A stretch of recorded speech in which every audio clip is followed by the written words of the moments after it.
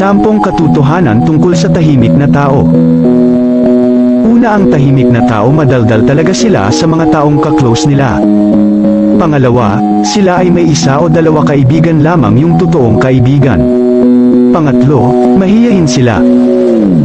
Pang-4, madalas nagsasalita sila sa isip nila.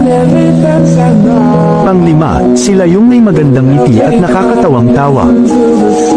Pang-6, sila ay may tapat sa kanilang karelasyon.